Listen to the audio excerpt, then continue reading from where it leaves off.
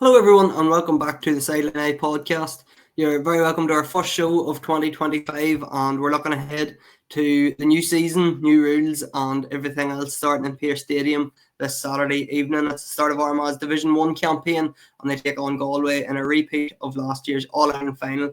I'm delighted to be joined by Maurice Brosnan, and he's going to help me go through all the ins and outs of this game. And Maurice, I had you on the podcast last year, and we done our combined 15 for the Armagh and Galway teams ahead of the Ireland final, and it was the most viewed podcast we had all year, so we were doing something right about that week.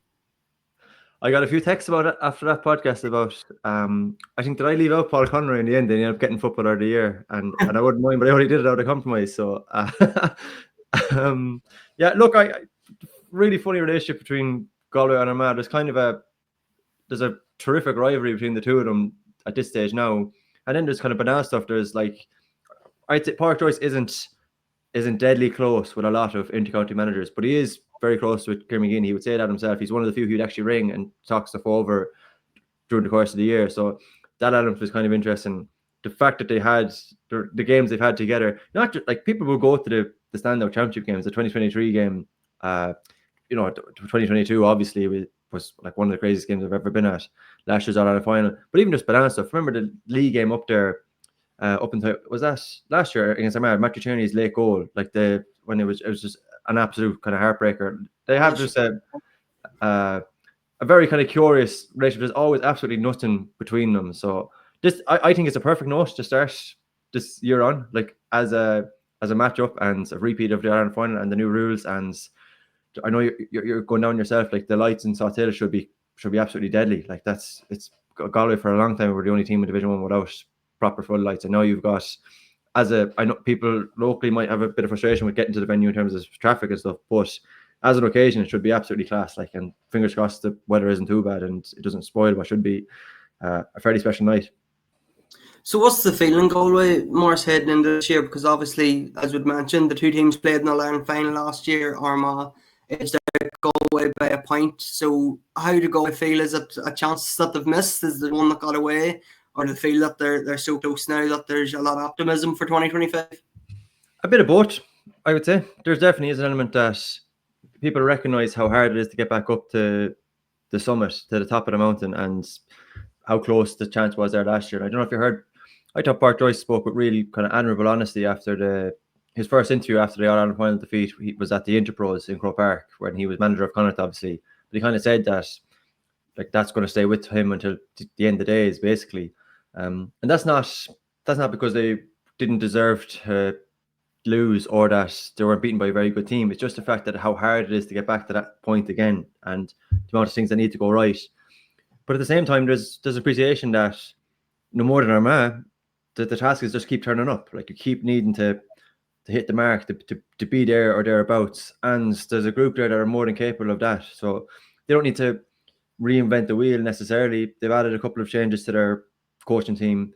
And there's a bit of, no more than any intricate squad, but there's a bit of a kind of a significant shift in I would say the kind of the 35 to 45 bracket of the panel, like lads who were thereabouts, but might have 8 or 9 lads there who decided to leave for one reason or another, and another cohort drafted in. So I'd say there's still optimism. Like it wasn't a shattering defeat. I don't think fans were necessarily on the floor and have walked away from this team or anything like that. But there definitely was an appreciation that it's very, very hard to get back to this level, and to do that will take kind of an enormous effort. Again, a lot of things need to go right. So they're more than capable of that. Are they going to do it? I suppose we'll start to find out over the next couple of weeks. I think the All-Ireland stage, Armagh seem to have blown it wide open is the general consensus. I think that a lot of teams will think if Armagh can win it, then anybody can win it. And looking at that Division 1 league table and the fixtures coming up, Morris, there's nobody in that Division 1 league table that's going to think, we have no chance in All-Ireland this year. Like, all 8 teams realistically think that they have a chance. I know Dara Craig from Roscommon was coming out saying that they think they have a chance. So in terms of the All-Ireland series on Division 1, it's going to be fiercely competitive. It is, but I think there's a funny thing going on there. Like, and the 2020, the first time I can remember it really was what we had the 2021 and Tyrone, and then 2022 in Kerry, and post that, I thought there was a sense kind of a lot of people hurling the most open football championship we've ever seen. That was what a lot of people expected, and the most open football championship we've ever seen ended in predictable fashion with a Dublin Kerry final. And then 2024 came and Armagh came, and now you have the same thing again. People saying it's the most open championship we've ever seen, and I wouldn't underestimate the whatever about from a football perspective. I'm talking about like character, resolve of what Armagh did in terms of the way they were able to bounce back from losses and compartmentalize it internally. And that's the thing that I think some teams, like a lot of teams think you're capable of getting to that level, right? And then you get a punch in the jaw and you're scrambled. You're absolutely panicked. That's the thing that a lot of teams can get to that level. They can get to the level of an Ireland champion, but sustaining that for a season is a different thing entirely. And that's the real test for the most open football championship of all time, is that how are you responding when Mayo, look how good Mayo looked at times last year. They're a point off Galway, who ended up getting to an Ireland final and the Connacht final. But then they get a punch in the jaw. They go to Dublin.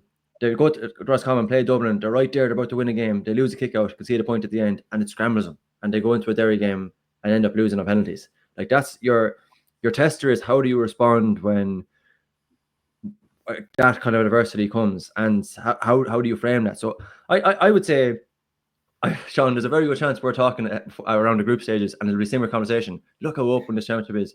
But you'll see it, like you'll see it will start to thin out. The herd will thin out as you get to the knockout stages, and there's teams who are just more adept, more capable of sustaining that challenge. So I'm not, am I absolutely stonewall confident we're not going to be talking about the same 2 or 3 teams come an Ireland final? Absolutely not. I still think there is that you can believe you're capable of doing it. Actually going to do it is a very different thing.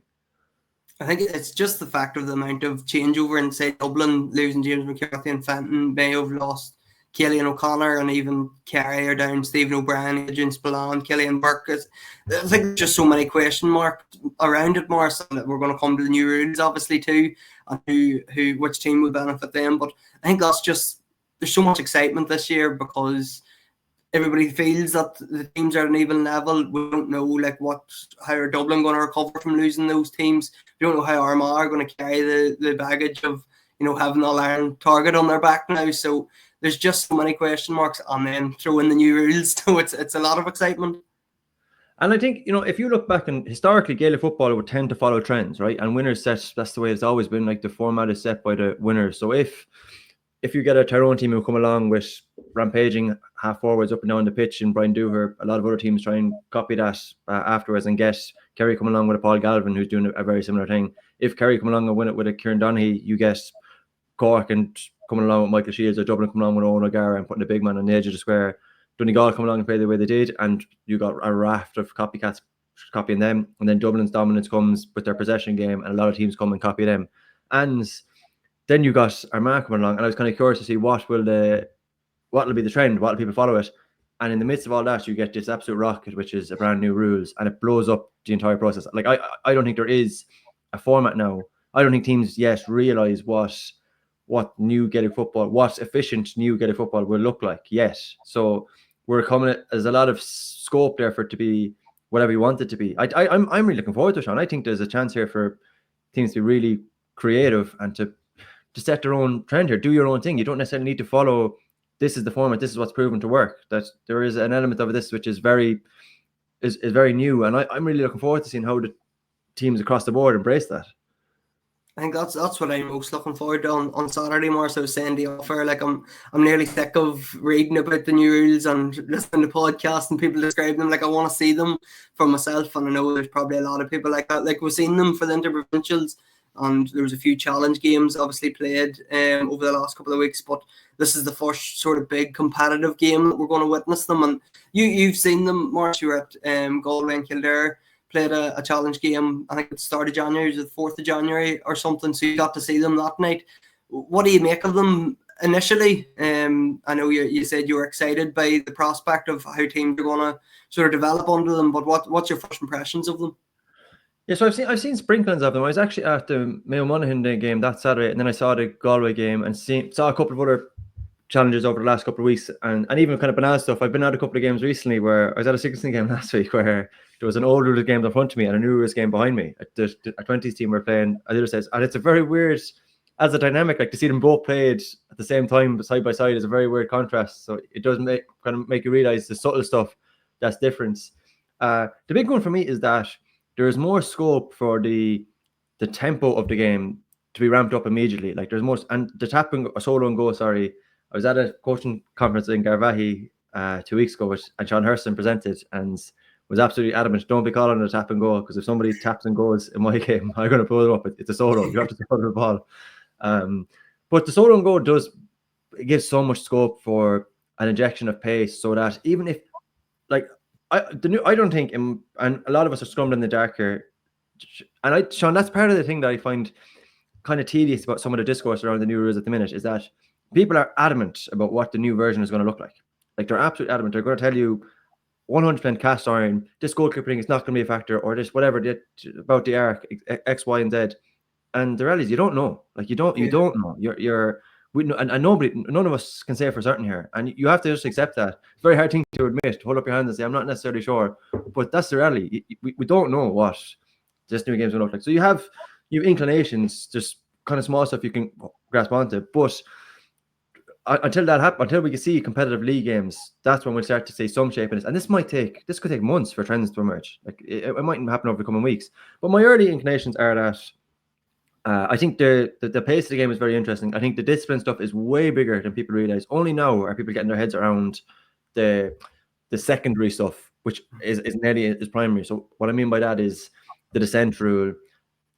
What happens if you don't break? If you break the tree up, handing the ball back, stuff like that, I think is going to have massive repercussions. I was at Mayo Monaghan. That decided the game. Like, the game was decided on a fella not handing the ball back. It was a level game. It was 114 to 114. Roy Beggan bombs a kick out to Conor McCarthy. He's fouled around midfield. The ball breaks to somebody close by the foul. He picks it up thinking he can play on, realizes that there was a foul, puts the ball back on the ground, 50-meter free, brought up, Monaghan kick it, and they never trail again. Like, so that's one thing in a challenge game. Can you imagine if there's a league game decided like that? It'll be massive.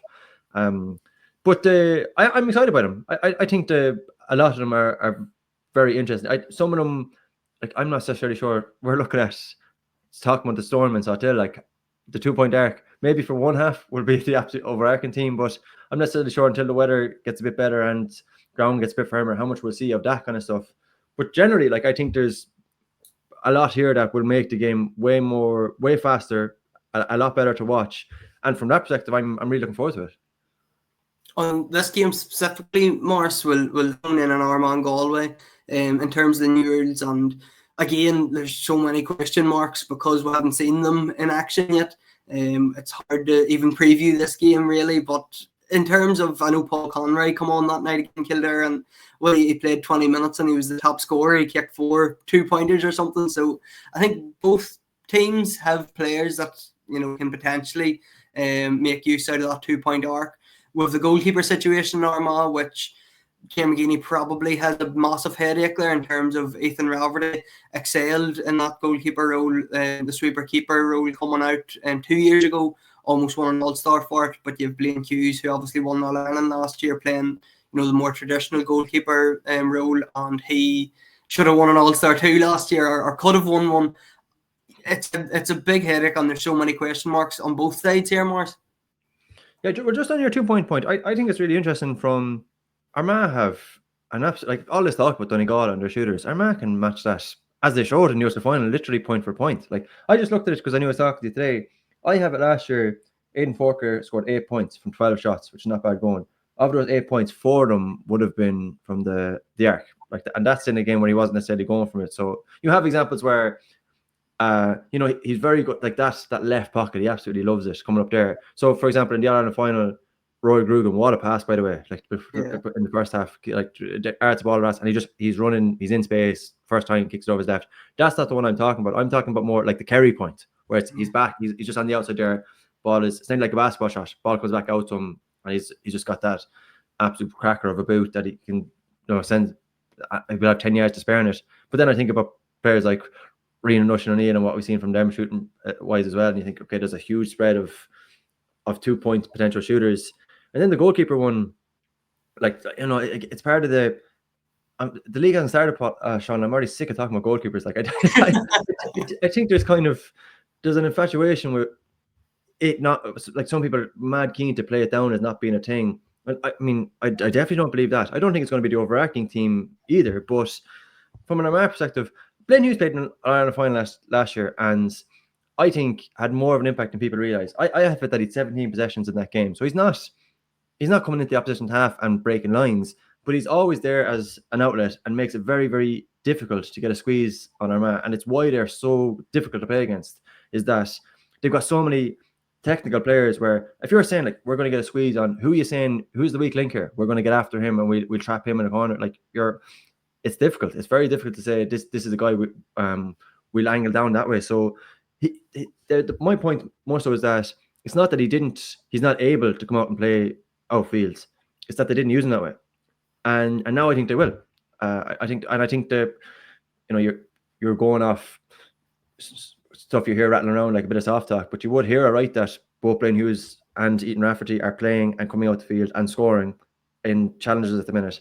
So I absolutely see the case for, and Galway probably don't.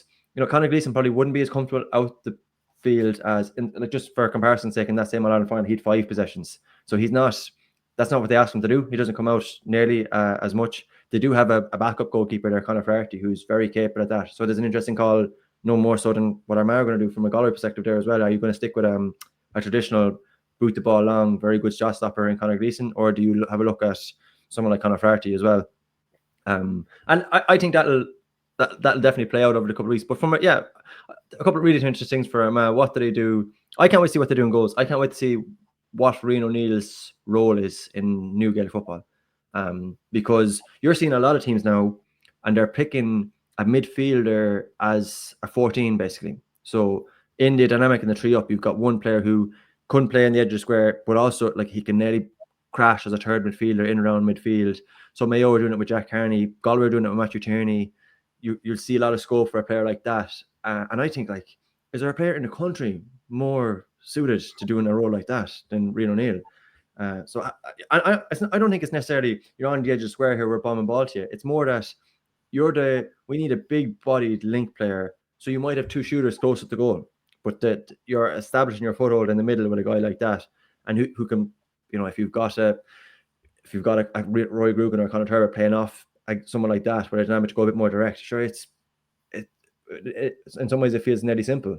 So all of that makes it. I'm very interested to see. I don't know how much of a shape will we get it on this weekend. The first round of the league is always kind of weird, but especially from a selection perspective, I'm sure half the people in the country think they're most looking forward to seeing is what team is actually named. But as those dynamics play out, I think it'll be really interesting to watch.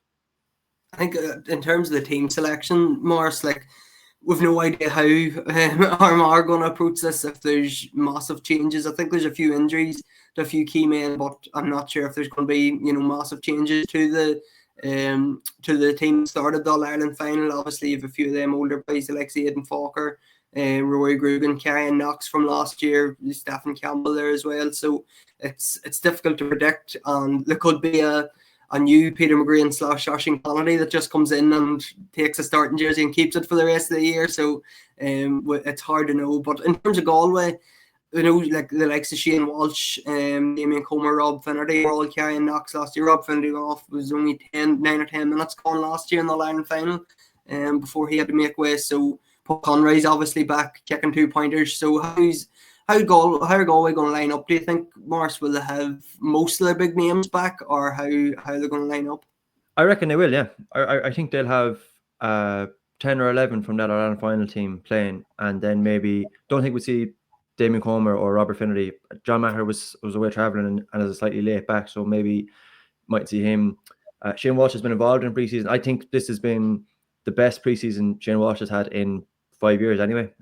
He just by virtue of the fact the Ireland final defeat, like he clearly wasn't right in that game, but then Kilmacud were beaten in the Dublin Club Championship and he got a proper break and a decent preseason.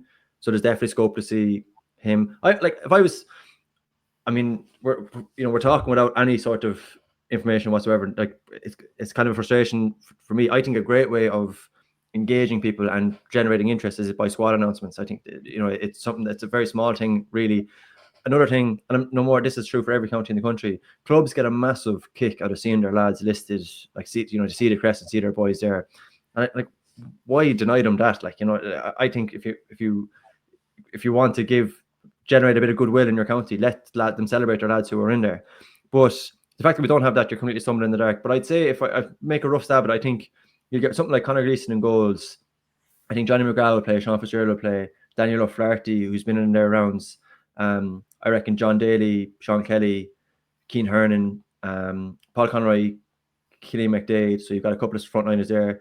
Fiona Nolloy, who is very, very important first sub for Galway in 2022. I don't know if you remember, he was the first forward who used to come on in a lot of games. He actually started the first championship game and then he went to Australia, but he's back involved, and it just gives him another line in that forward line. So I reckon you see the likes of him, Matthew Tierney, Tom McClellan, Sam O'Neill, guys like that should all play. Keane Darcy, like you see a lot of those boys play. So you get when you boil it down and you look at the bench, you'll have 11 or 12 of the lads who played in the All-Ireland final there for Galway. So last year particularly, you looked at the Galway team that played in their first round, and it was stripped bare, really. I don't think it'll be the same this year. I think they might start a bit stronger. Yeah, it's impossible to know. I hope Armagh have as close to the best 15 as possible, but I don't think any county is really going to have that the first weekend. But Maurice, we usually finish our podcast with predictions, but as I think everybody listening knows, we haven't a clue what sort of line out we're going to see or anything. So instead of actually a prediction, we'll just speak about what sort of game we're likely to see. You mentioned at the start of the podcast, Armagh Galway games, usually it's either a draw or a point or two either way. So I assume that we're gonna see the same thing, weather permitting. Hopefully it doesn't ruin the game, but I assume we're gonna see if there's a team that wins it, it's gonna be 1 or 2 points either way. Yeah, I think so. And I think the only thing I want out of this game is that it commands all attention. That you don't hear that low murmur of people kind of look at. And I think in fairness, especially Galway, and look, I know I'm speaking from a slightly biased perspective in that I'm there and I'm working, so your thing. But like I got that sense people I think have done a bit of revision of history around the All-Ireland final and kind of played it down to be a worse game than it actually was. If you were there, like, I found it gripping. Like, I found it absolutely, you were not looking away from it, and you felt the weight. I thought it was just wrought with tension. Like, every single play felt incredibly considerable. I felt the exact same way in Markridge Park. I felt the same way in 2023 in Carrick-on-Shannon, and whatever about Croke Park in 2022. So that's, if you get that in itself, combined with a bit of injection of slightly more pace in the game, then I think you're off to a winner. So that's all that I want out of the game. I do think it'll be an interesting one for Galway, just in the fact that it's, you're unveiling these new lights. You're kind of determined you're going to put right what happened last year. I think it's more important for Galway to win than it is for Armagh to win, purely based on the fact that they want to start on Armagh are All-Ireland champions. Every single All-Ireland champion is typically laid back, and there's kind of delays in that. Galway want to start on a positive note and not if you lose a couple of games and you're coming off the back of an All-Ireland defeat, things can tend to, a cloud can start to emerge, and I think they'll be keen to avoid that. So if you wanted to boil it down to really simplistic terms in terms of who needs this win more, I think it's Galway.